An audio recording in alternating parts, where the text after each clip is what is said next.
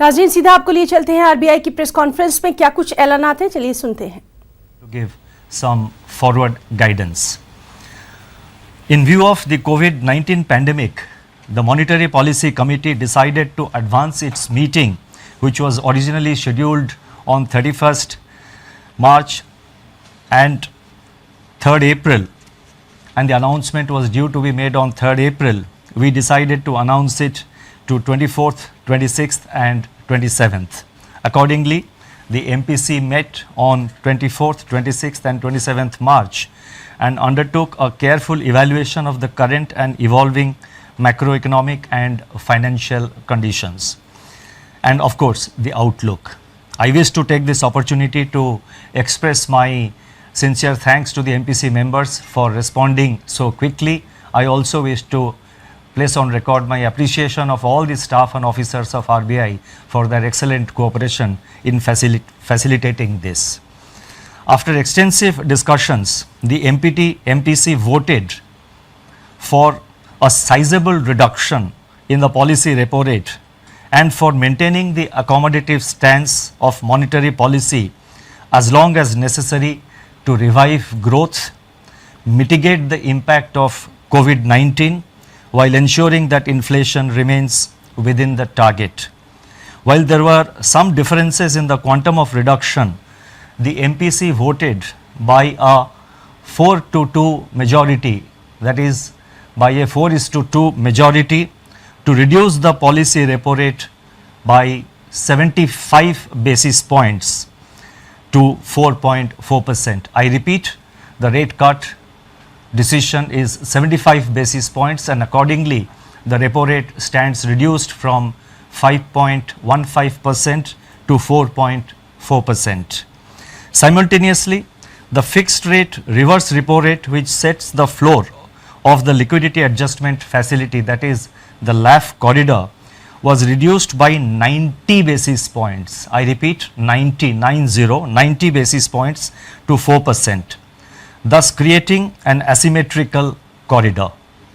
The purpose of this measure relating to reverse repo is to make it relatively unattractive for banks to passively deposit funds with the Reserve Bank and instead to use these funds for on-lending to the productive sectors of the economy. It may be recalled that during the month of March so far, the banks have been parking close to rupees 3 lakh crore on a daily average basis under the reverse repo, even as the growth of bank credit has been steadily slowing down. This decision and the advancement of the MPC has been warranted by the disruptive force of the coronavirus. It is intended to 1. mitigate the negative effects of the virus, 2.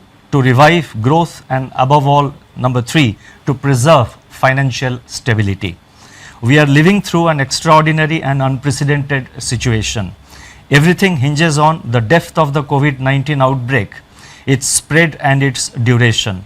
Clearly, a war effort has to be mounted and is being mounted to combat the virus, involving both conventional and unconventional measures in a continuously battle-ready mode. Life in the time of COVID-19 has been one of unprecedented loss and isolation. Yet it is worthwhile to remember that tough times never last. Only tough people and tough institutions do.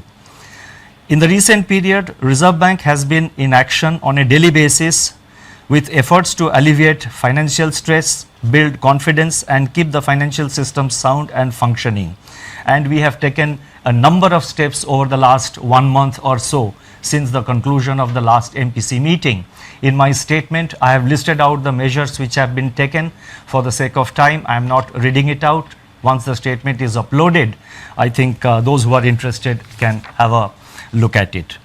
Let me assure that the Reserve Bank is at work and in mission mode, monitoring the evolving financial market and macroeconomic conditions and calibrating its operations to meet any need for additional liquidity support as well as to undertake other measures as may be warranted. It is our effort to ensure normal functioning of the markets, nurture the impulses of growth, and preserve, I repeat, and preserve financial stability.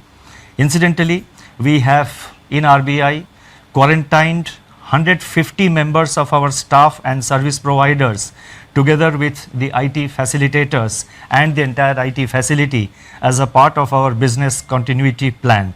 The plan was prepared and executed in a matter of days.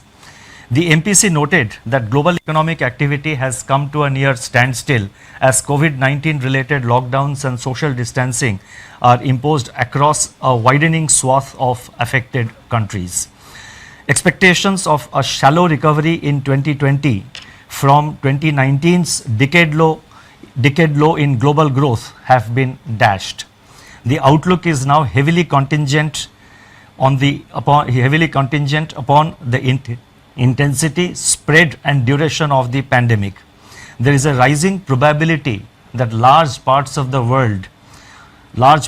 global economy will slip into recession. Turning to growth